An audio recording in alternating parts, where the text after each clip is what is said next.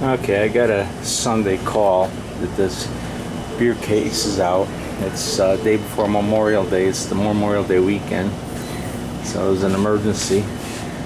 And this case has had a leak on it a long time. And I could not find it. I took everything out of the bottom several times and soaped everything up and checked for leaks. Well, today I finally found it. And I'll show you where. I checked around and it wasn't picking it up. As soon as I got over here, it picked it up. H10 is picking it up. It's a pretty sensitive tool. You can see it's picking it up really nicely. And I'll show you where I got it. Turn that off to save the heater. And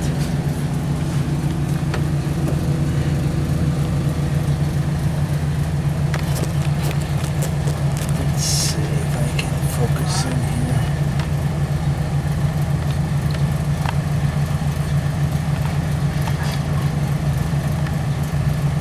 There it is right there. You can see it bubbling. So let's squirt some more schmutz on it. Let's see.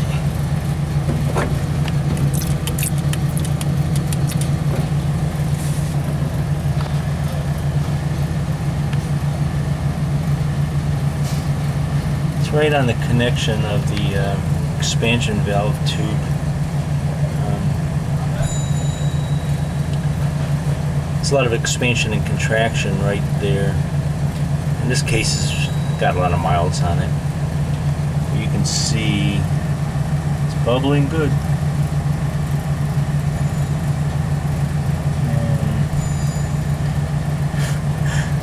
I'm really happy because I finally found the stupid thing. I've been trying to find this thing a long time. It's gonna be a little tricky getting at it, but I think I should be able to get a torch and heat it up enough. I just have to clean it all off now and fix it. I gotta pump it down.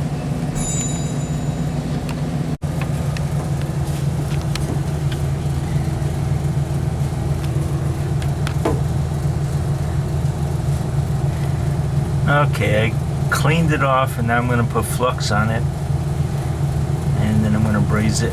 It's a little very tight spot to get at, but I'll get it.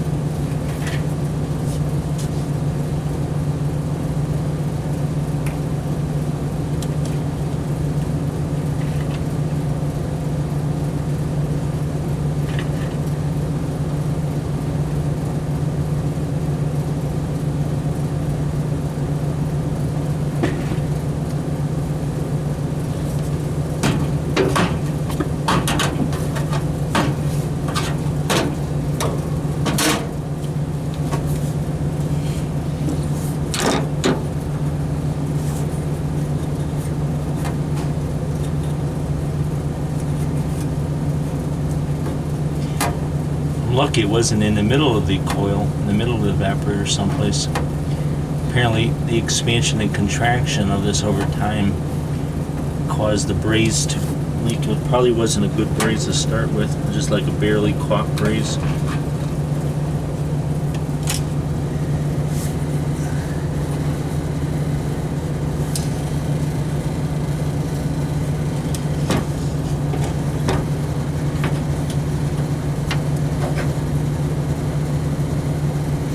Customer was getting ready to get rid of this case too.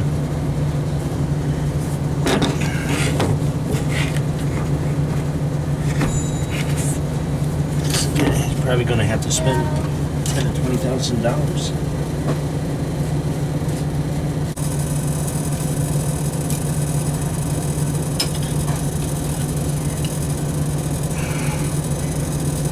There's water in the bottom of this case, so that'll help absorb some of the heat.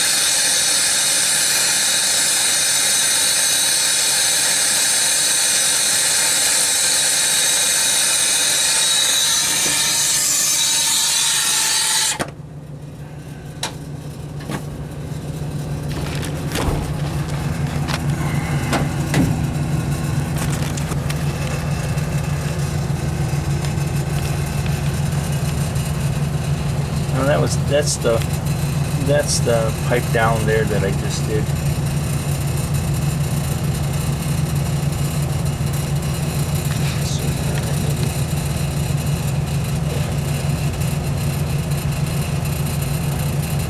Focuses. There we go. And just got the braze on it. I built up a little extra collar on it too. Okay, let's put some pressure in it and see if it holds. Alright, what I'm doing now is I'm taking the 404 out of the system, and I'm putting 407F in there. I already labeled it on the compressor. I'm going to put 407F in there. And that's because they're doing away with 404. And the 407F should be long term. And since the system's low on gas, I'm just going to change it over now. And I'm taking it out of the red and the blue hose, through my gauges, through the yellow hose, through the reclaimer and into the tank. And I've got the tank labeled 404.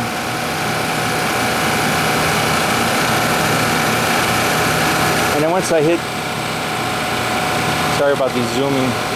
Once I hit, let's see if I can get my finger on it. Can't find much. Once I hit 0 pounds pressure on it,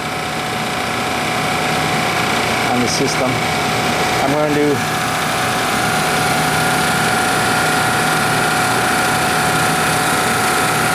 change the dryer filter over there, because the sight glass is pretty yellow.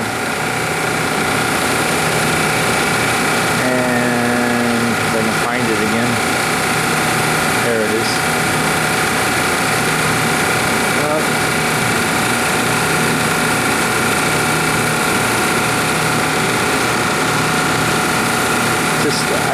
That dryer filter's been on there since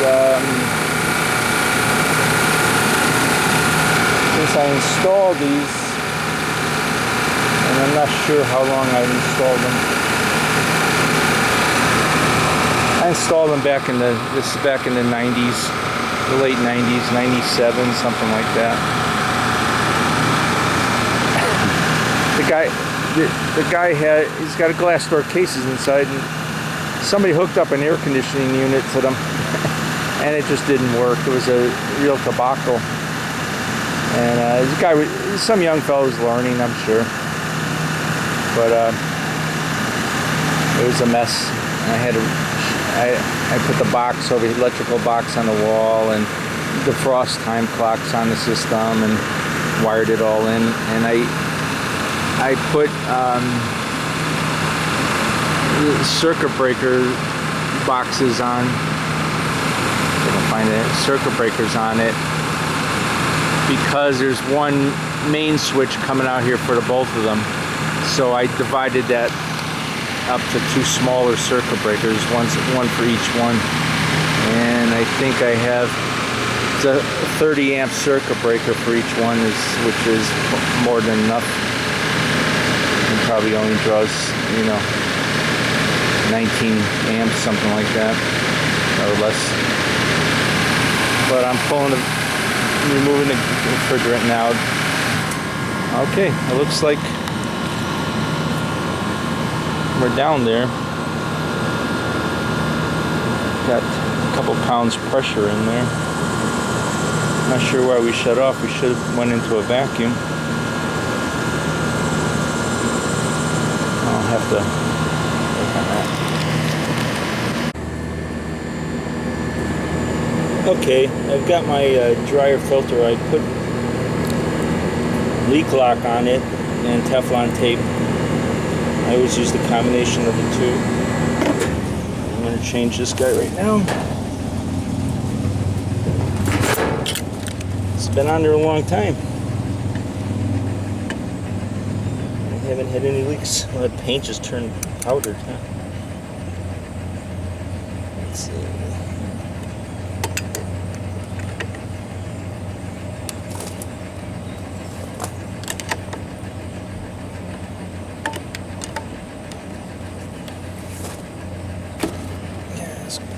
Tight.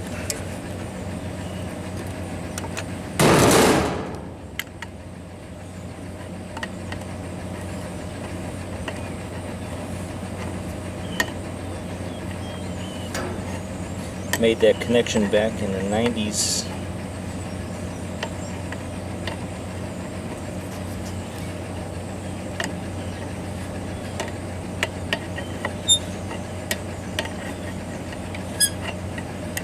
To change the dryer filters a little bit more often than that. I don't know.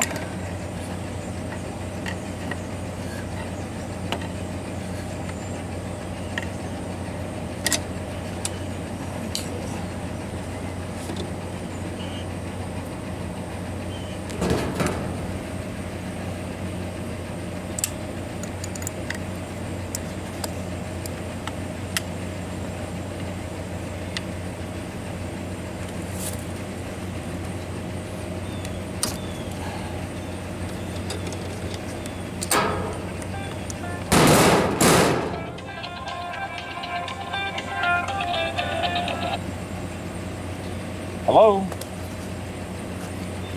Yeah, TJ, what's up? Well, not yet. I'm in the middle of fixing a walk-in cooler right now. I'm out in Vermilion. I'm at Vermilion at Aunt Ruth's. I don't know if you know where Aunt Ruth's is, by the lake. I'll be there. Give me some time. I'm in the middle of this job. I've got a lot of work to do here. Huh? Okay. Okay, bye.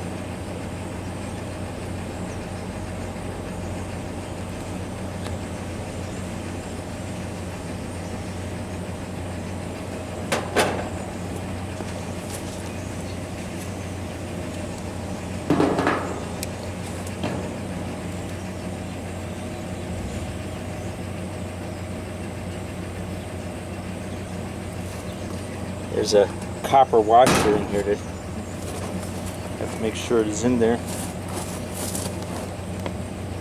Yeah, it looks like it is. Okay.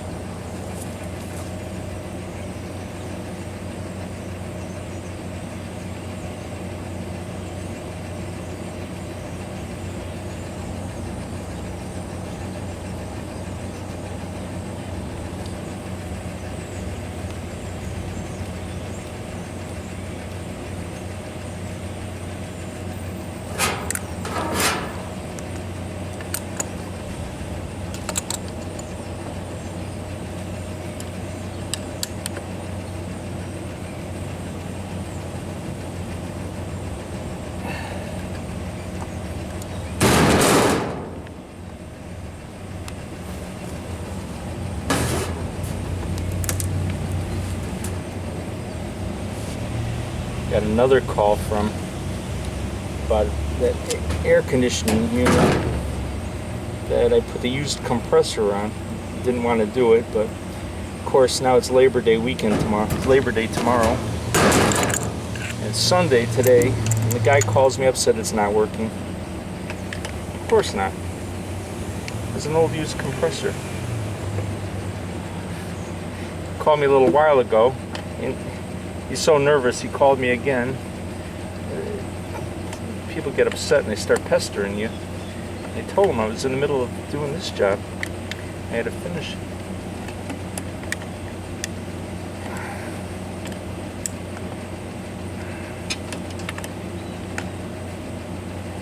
It's Sunday. They think nothing. They have to work, so they think nothing of everybody else having to work. But emergency calls, you gotta do them.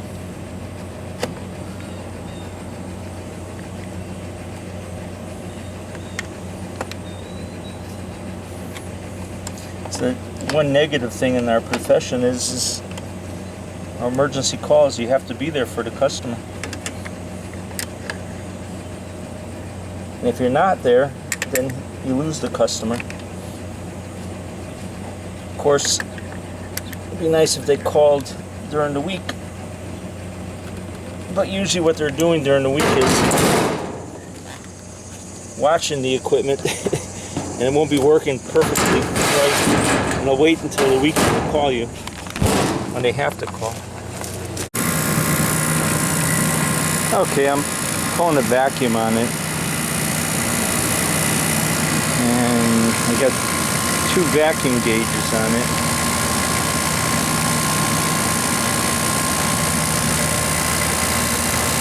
And one, there's a discrepancy in them. I don't know if it's the meter or the because it's on.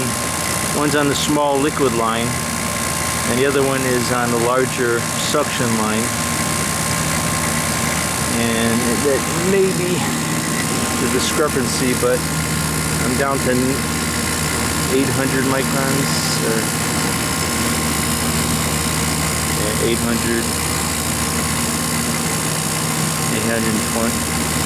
And this one's down to 568. I'm going to let it run a while. But what I'm going to do while I'm waiting is I'm going to clean these condensers out with CO2 gas. Get them both cleaned out.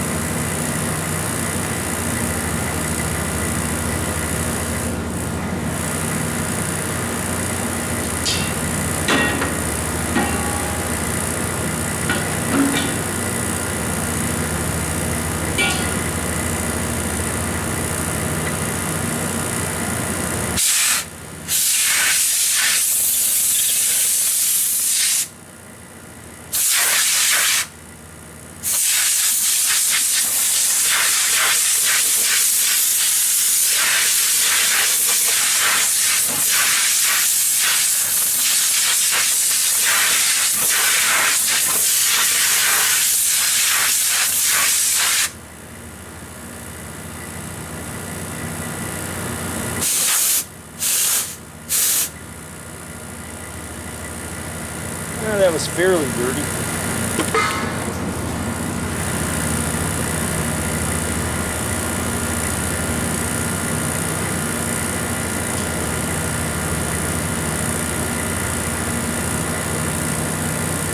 This one here is dirty, and its liquid line is running hot.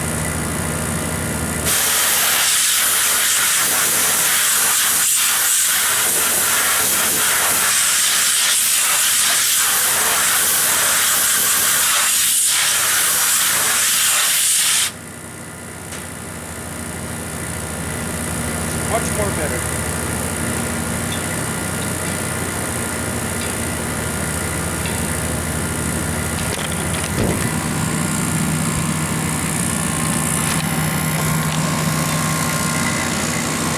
Okay, let's see. We're just hitting the 400s on this one, if you can see that. 400s, and this one we're reading 760. So I have to let it go a little bit longer. Okay, I got 1 meter's reading 422. The other one's reading in the 500s. So I'm gonna call it at that point. And I'm gonna start charging it up.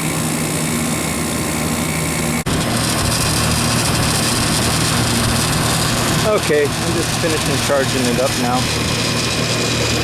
I'm weighing it in. I got almost 4 pounds in it. I'm gonna add some more gas.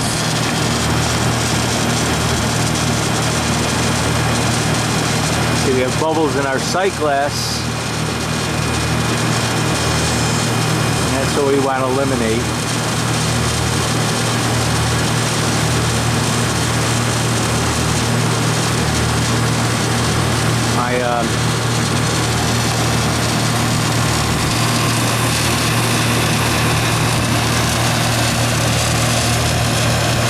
Head pressure's at 229, 230, and my suction's at 64. And the suction line coming back is nice and cold.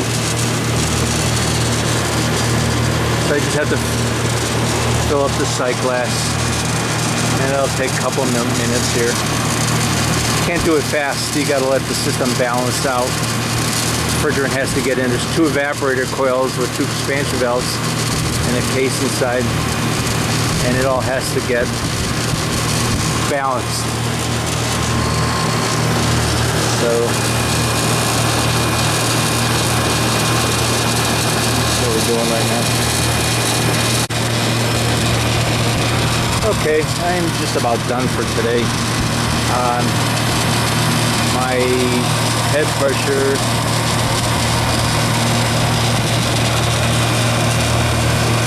pressure's 286 and my suction is 66, and my evaporator is 35. I'm a little concerned about got a lot of condensation coming back on the pipe. I don't know if you can see that very well. So anyhow, got a lot of condensation coming back, and my, let's see,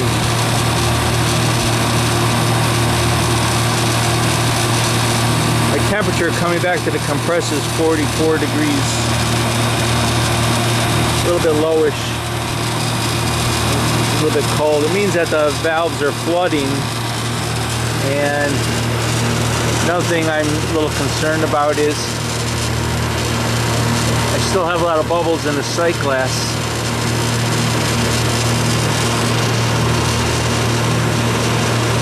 And what that's telling me that the valves aren't closing off. Once the bulb on the head of the power assembly, the bulb on it's getting cold, it's down to 44 degrees, and it's not closing the valve off, and that's because I had 404 in here. And I have 404 power heads on the 2 valves, and we had originally there was 22 and we put 404 in here, and I changed the power assemblies from 22 up to 404, and now with the 407F I just put in there,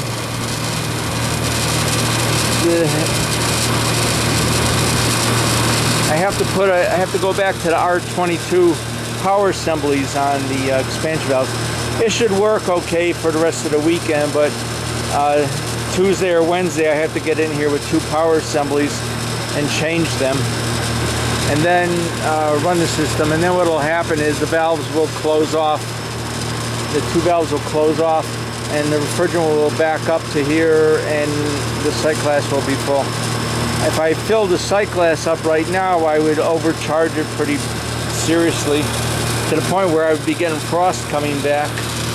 which I don't want. My evaporator's down to 34 degrees. And it's warm in there in the case right now. I got 8 degrees superheat. So I'm going to leave it here and come back on Tuesday. And the case should get cold enough. I just don't want to, I think the compressor should run nice and cool. There's a suction accumulator on here. If we get a little bit of liquid coming back, that'll protect us too. But okay guys, that's it for Sunday at this job. I got another job to go to later.